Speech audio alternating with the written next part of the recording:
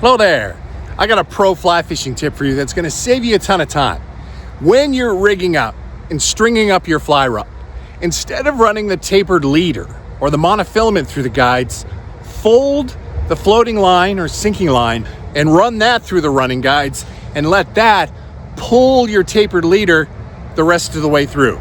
Trying to manage the monofilament by itself can be tough. And you probably know how frustrating it is when you drop it, it just goes all through the guides and you got to start all over again.